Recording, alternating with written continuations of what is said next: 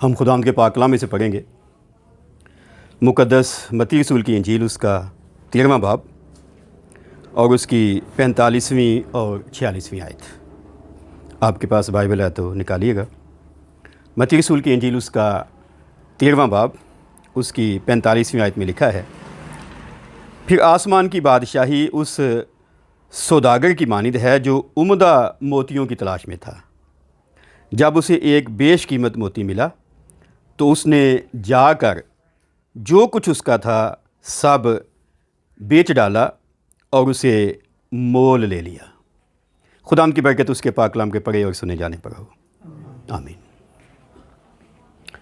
خداوند کا شکر ہو کہ برسوں پہلے مجھے یسوع مسیح کی جو تماثیل ہیں ان پر تفسیر لکھنے کا موقع ملا تھا، اور ابھی ہمارے لوگاس بائبل اسکول کے سلیبس میں تمثیلات مسیح کا مضمون بھی ہے، لیکن آج ہم اس تمثیل پر بات کرنے کی کوشش کریں گے کیونکہ یہ کرسمس کے ایام ہیں، اور ہم دیکھیں گے کہ یہ تمثیل ان دنوں میں ہمیں کیا سکھاتی ہے۔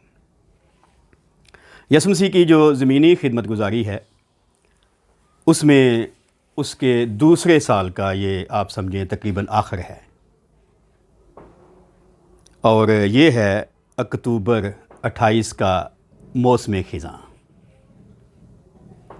جب وہ منادی کر رہا ہے،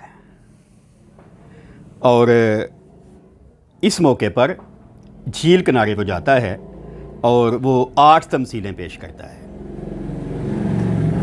ان 8 تمثیلوں کی ترتیب میں یہ 6ٹھی تمثیل ہے، لیکن ویسے یسوع کی جو تمثیلات ہیں ان میں ترتیب کے اعتبار سے یہ 9ویں تمثیل ہے، اور یہاں پر ہم نے ان 2 آیات میں ایسی باتیں پڑھی ہیں جو اس کی خدمت کو، اس کی دنیا میں آمد کو، اس کی کفارہ بخش موت کو، اور انسانوں کے لیے ان کی قیمت ادا کرنے کے لیے جو کچھ پروسیس تھا اس سب کو پیش کرتی ہے۔ ٹھیک ہے جی، وہ خود کہہ رہا ہے آسمان کی بادشاہی اس سوداگر کی مانند ہے، یعنی جسے وہ جانتا ہے نا، ایسے کہانی نہیں سنا رہا۔ وہ کہہ سکتا تھا آسمان کی بادشاہی ایک سوداگر کی مانند ہے، ایسا نہیں کہا نا۔ آسمان کی بادشاہی اس سوداگر کی مانند ہے جو عمدہ موتیوں کی تلاش میں تھا۔ یہ پہلا حصہ ہے۔ اگلا حصہ ہے، جب اسے ایک بیش قیمت موتی ملا، سستا نہیں، قیمتی بیش قیمت موتی ملا تو اس نے کیا کیا؟ اس نے جا کر، موتی کہیں اور ملا ہے، پھر وہ گیا ہے، جا کر جو کچھ اس کا تھا بیچ ڈالا، اور کیا کیا؟ اس موتی کو مول لے لیا۔ ٹھیک ہے، اور یہ جو لفظ یہاں سوداگر لکھا ہے، میں نے کچھ تحقیق کی تو اس کا مطلب ہے ایسا شخص جو سمندری مسافر ہوتا ہے، عام سوداگر نہیں ہے۔ وہ جگہ جگہ پر جاتا ہے کیونکہ اکثر موتی سمندروں سے نکلتے ہیں، تو وہ سفر کرتا ہے۔ ٹھیک ہے، تاجر ہے، سفر کرتا ہے، سمندری سوداگر، اور کیا ڈھونڈ رہا ہے؟ ایک عمدہ موتی۔ پہلی بات ہے وہ سوداگر ہے، میں نے بتایا، لیکن سمندری سوداگر یا سمندری مسافر، اور ایک ڈھونڈ رہا ہے کچھ۔ لگتا ہے کہ اپنی ساری محنت میں، ساری جتنی بھی اس کی لائف گزری ہے اس میں شاید کبھی اسے ایسا موتی نہ ملا ہو۔ ٹھیک ہے، اور کیونکہ وہ تلاش کر رہا ہے عمدہ موتیوں کی، اور جب ملا تو اس نے جو کچھ اس کا تھا وہ بیچ دیا۔ ایسے موتیوں کی وہ تلاش کر رہا ہے جو شاید تلاش کوئی اور نہیں کر سکتا۔ میں ایک حوالہ آپ کے ساتھ پڑھنا چاہتا ہوں، ذرا دیکھیے میرے ساتھ۔ عیسائی کی کتاب، اس کا 65 باب اور اس کی پہلی آیت سے کچھ آیتیں ہم پڑھیں گے۔ کیا وہ کہہ رہا ہے؟ پہلی آیت میں دیکھیں، جو میرے طالب نہ تھے میں ان کی طرف متوجہ ہوا، جنہوں نے مجھے ڈھونڈا نہ تھا مجھے پا لیا۔ میں نے ایک قوم سے جو میرے نام سے نہیں کہلاتی تھی فرمایا، دیکھ میں حاضر ہوں۔ میں نے سرکش لوگوں کی طرف جو اپنی فکروں کی پیروی میں بری راہ پر چلتے ہیں ہمیشہ ہاتھ پھیلائے۔ ایسے لوگ جو ہمیشہ میرے روبرو باغوں میں قربانیاں کرنے اور اینٹوں پر خوشبو جلانے سے مجھے برافروختہ کرتے ہیں، جو قبروں میں بیٹھتے اور پوشیدہ جگہوں میں رات کاٹتے اور سور کا گوشت کھاتے ہیں، اور جن کے برتنوں میں نفرتی چیزوں کا شوربہ موجود ہے، جو کہتے ہیں تو الگ ہی کھڑا رہ، میرے نزدیک نہ آ، کیونکہ میں تجھ سے زیادہ پاک ہوں۔ یہ میری ناک میں دھوئیں کی مانند ہیں اور دن بھر جلنے والی آگ کی طرح ہیں۔ ایسے لوگ جو اس کے طالب نہیں ہیں پر ہیں عمدہ، عجیب ہے نا، شاید انہیں اپنی قیمت کا خود بھی پتہ نہیں ہے، کیونکہ آپ وہ مصرف کی طرح ایسی دنیا میں گم ہو گئے ہیں جو اصل میں ان کی نہیں ہے۔ تو شروع میں کہنا چاہتا ہوں اس سوداگر کی بات کرتے ہوئے کہ وہ ہر کسی کو نہیں ڈھونڈنے آیا تھا جی۔ اگر کسی کو میری باتوں سے تکلیف پہنچے تو وہ غور سے سنیں، ہر کسی کو ڈھونڈنے نہیں آیا تھا۔ کیا پڑا جی؟ اس قوم کی طرف جو اس کے نام سے کہلاتی ہے۔ بے شک اب وہ گم ہو گئے نا، نفرتی کاموں میں، سور کا گوشت کھاتے ہیں، ٹھیک ہے، غیروں کے لیے قربانیاں چڑھاتے ہیں، ان کو ڈھونڈنے آیا، جو نہیں چاہتے تھے کہ ان کو ڈھونڈا جائے۔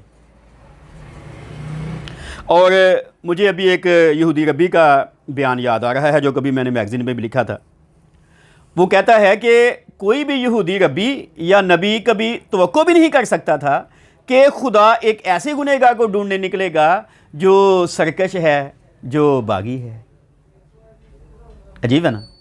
اس لیے یسوع کی باتیں جب وہ پیش کرتا تھا انہیں حیران کر دیتی تھی، انہیں سمجھ نہیں آتی تھی کہ یہ کیسی تعلیم دے رہا ہے۔ اور ایک جگہ لکھا ہے، انہوں نے کہا یہ تو نئی تعلیم ہے۔ تو کیا بات ہوئی جی؟ یسوع کہہ رہا ہے آسمان کی بادشاہی اس سوداگر کی مانند ہے جو عمدہ موتیوں کی تلاش میں تھا۔ اور موتی کہاں تھے؟ ابھی ہم نے پڑھا کیا وہ کر رہے ہیں۔ دہرانے کی ضرورت نہیں ہے، کیونکہ ہم میں سے بہت سے ہیں جو ایسے کام کر رہے ہیں ابھی تک، اور ابھی کرسمس پر بھی کریں گے۔ جنہیں ڈھونڈا جا رہا ہے یا جنہیں ڈھونڈنے کے لیے آیا ہے وہ چاہتے ہی نہیں ہیں انہیں ڈھونڈا جائے۔ ان کے لیے کرسمس کچھ اور ہی ہے، ہلا گلا ہے، شور شرابہ ہے، ٹھیک ہے جی، اپنی خوشیاں منانے کا نام ہے، اور کچھ ہے۔ لیکن وہ کہتا ہے جی ان کو وہ ڈھونڈنے کے لیے آیا۔ اور اگلی بات ہے، تیسری بات، اس کے لیے اسے قیمت چکانا پڑی۔ جب ڈھونڈنا ایک اور بات تھی، لیکن انہیں واپس حاصل کرنا، اپنے پاس رکھنا یا خریدنا، یہ دوسری بات ہے۔ جب وہ موتی اس نے ڈھونڈ لیا تو اسے پتہ چلا یہ تو قیمت ہی بڑی مانگ رہا ہے بندہ جس کے پاس ہے۔ میرے خیال سے موتی شاید اتنے قیمتی نہیں تھے، یا موتی اتنا قیمتی نہیں تھا، جس کے پاس تھا وہ پیسے زیادہ مانگ رہا تھا۔ کیا خیال ہے؟ کیونکہ کوئی بھی موتی اتنا قیمتی تو نہیں ہو سکتا نا کہ دوسرے کو اپنی جان ہی دینی پڑے، بیچنا پڑے، ایسا ہے نا کہ نہیں؟ موتی موت کے قبضے میں تھا، موتی ابلیس کے قبضے میں تھے، اور ان کو ڈھونڈنے کے لیے، یعنی انسانوں کو ڈھونڈنے کے لیے کیا کیا اس نے؟ جا کر جو کچھ اس کا تھا بیچ ڈال، جو کچھ۔ تو اس کا یہ مطلب نہیں ہے کہ وہ بہت دولت تھی اس کے پاس وہ بیچ دی، نہیں، اس نے اپنا بیچ دیا۔ کچھ وقت پہلے، کچھ سال پہلے ہم نے ایک میسج سے پہلے گیت گایا تھا، بیٹھیں آپ شامل تھے اس گیت میں، آپ نے گایا تھا، اور اس میں ایک حصہ تھا، ایک سوداگر عمدہ موتی ڈھونڈنے گھر سے نکلا تھا، اپنی جان کی قیمت دے کر سب انسان خریدے تھے۔ تو اس تمثیل سے متاثر ہو کر یا اس کے تحت میں نے وہ گیت میں حصہ لکھا تھا برسوں پہلے، شاید 30 سال پہلے۔ خیر، تو اس نے قیمت چکائی جی، ٹھیک ہے، کیونکہ جس کے پاس تھا وہ ایسے نہیں دے گا تھا، پیسوں سے نہیں دے گا تھا۔ کیوں؟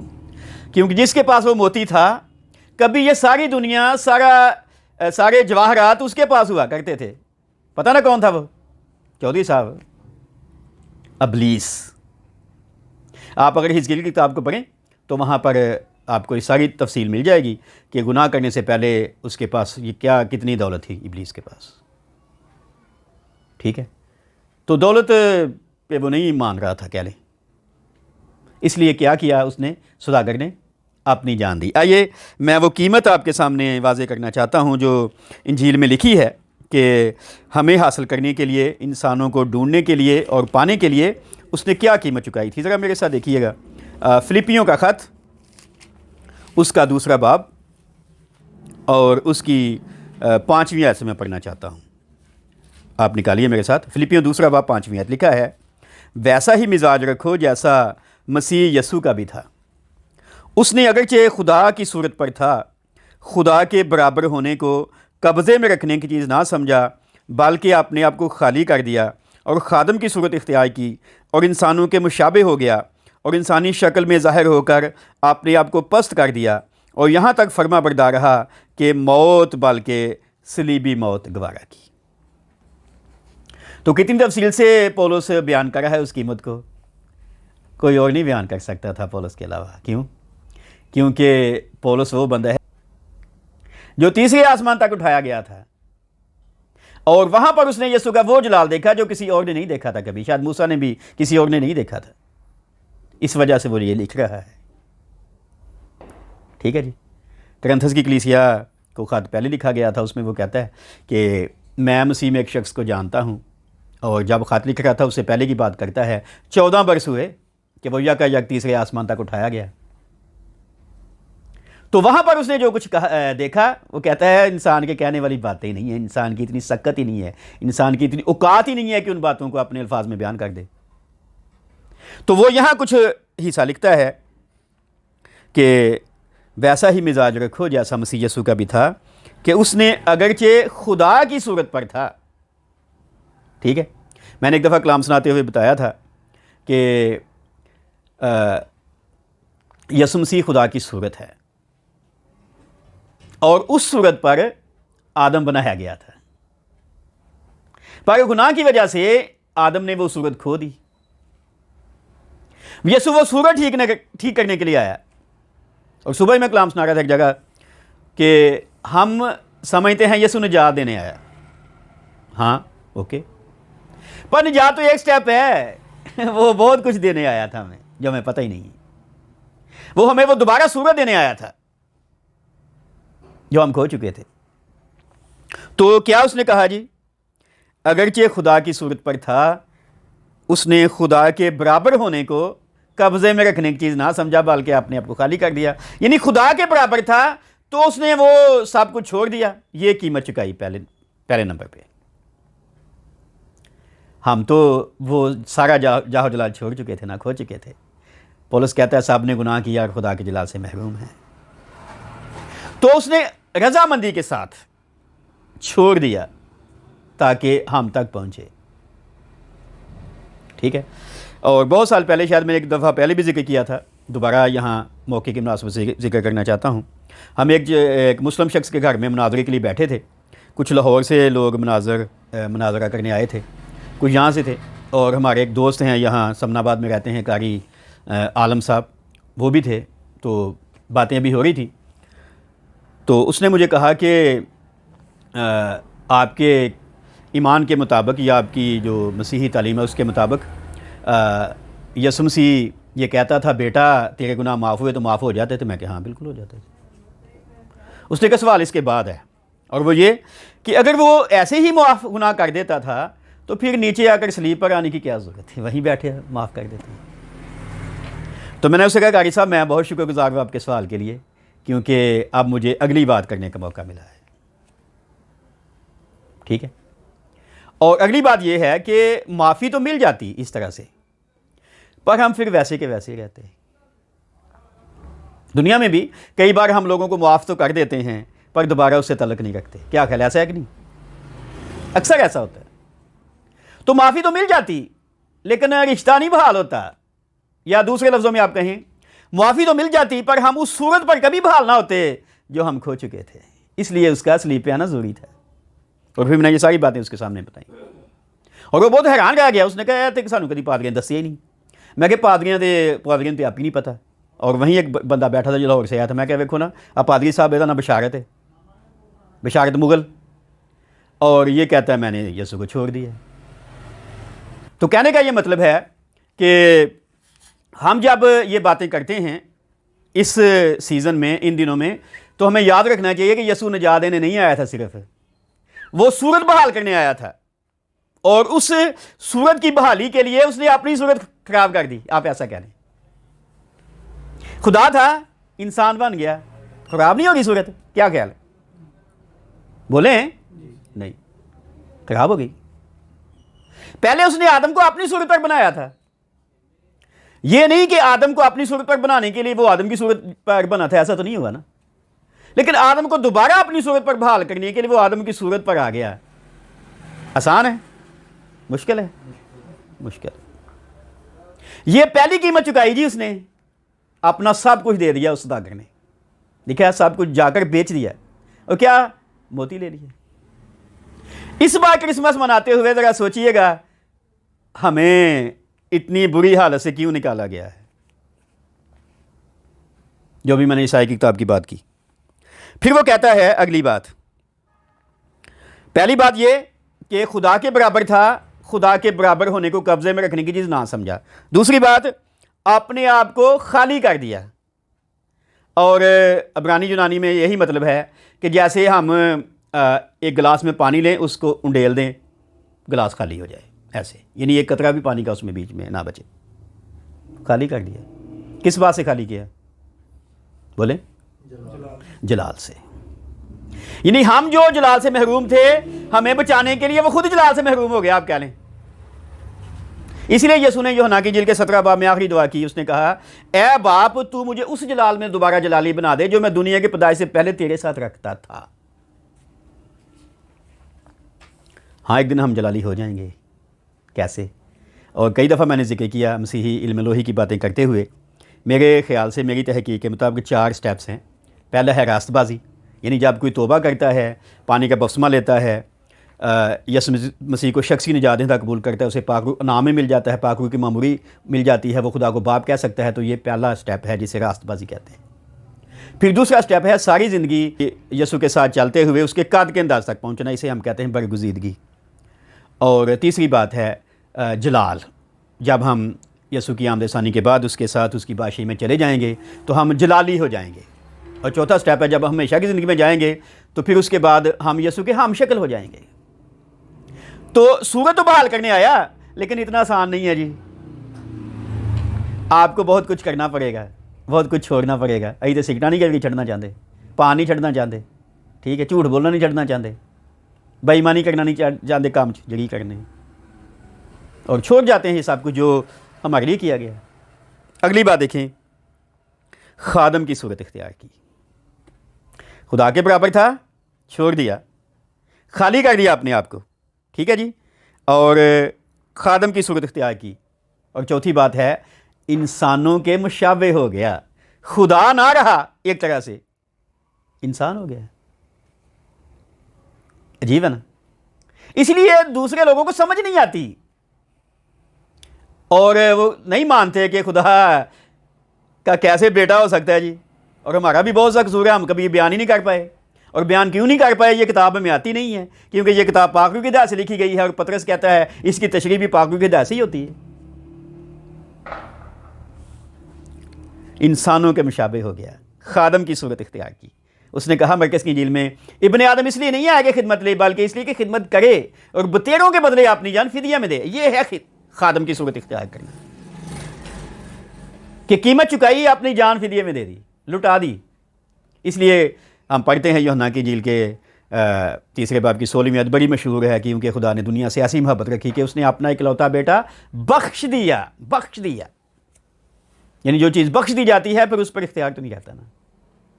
باپ نے بیٹا بخشا ہے، اور بیٹا بھی اس طرح سے کر رہا ہے. اور پھر صرف یہیں تک بات نہیں ہوئی، صرف خادم کی صورت اختیار نہیں کی، صرف انسانوں کے مشابہ نہیں ہوا. اگلی بات کیا کہتی ہے 8ویں آیت، اور انسانی شکل میں ظاہر ہو کر اپنے آپ کو پست کر دیا.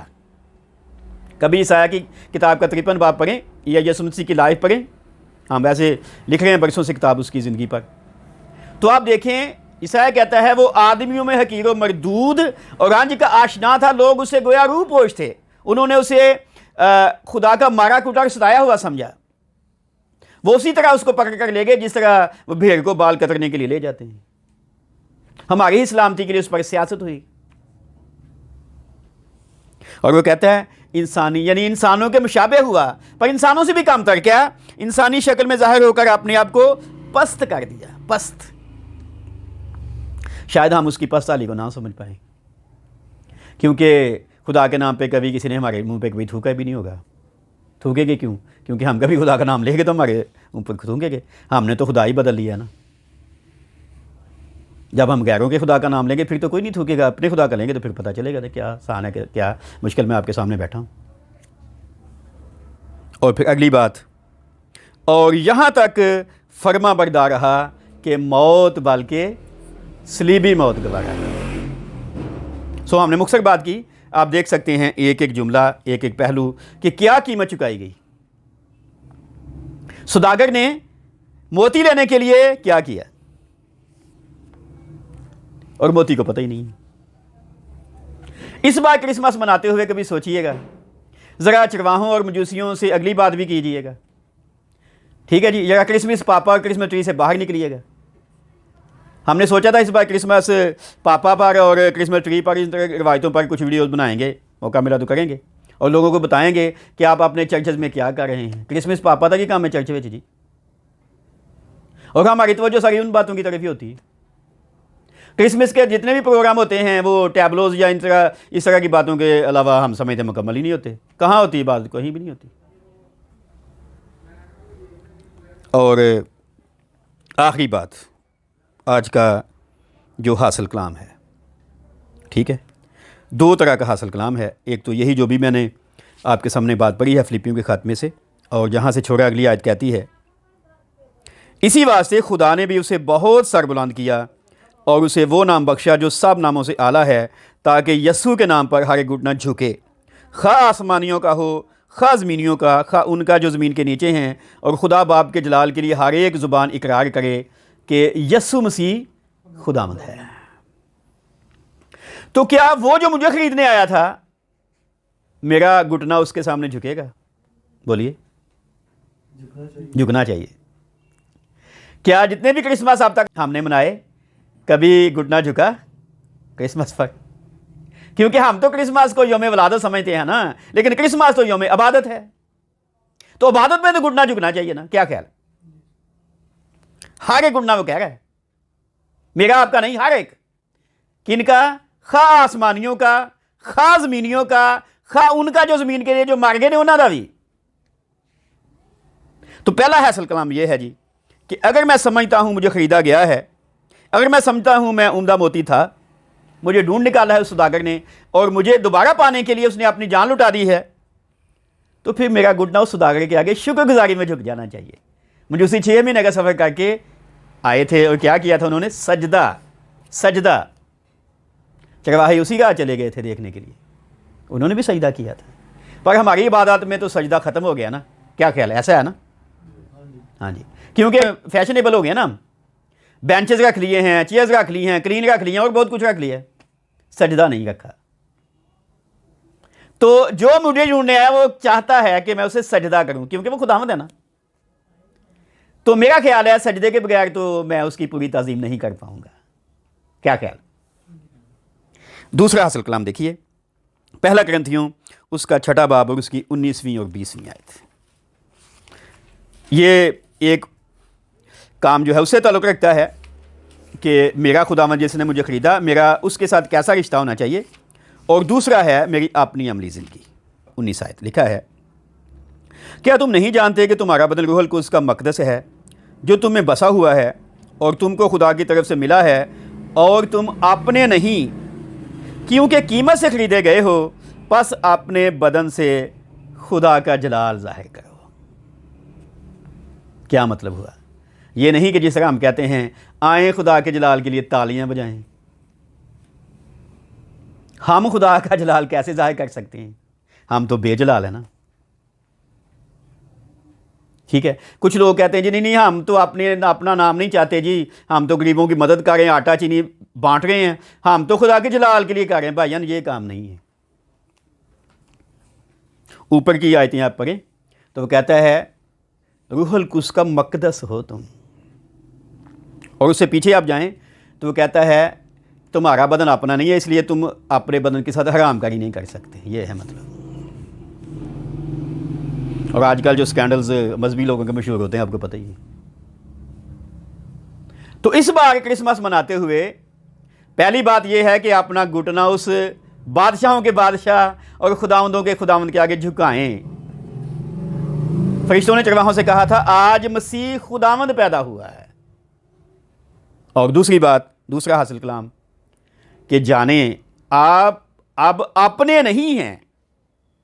یہ میرا بدن میرا نہیں ہے. کیا ہے؟ قیمت سے خریدا ہوا ہے. اور جس نے خریدا ہے وہ کہتا ہے کہ اس بدن سے اب اس کی تمجید ہو، اس کا جلال ظاہر ہو.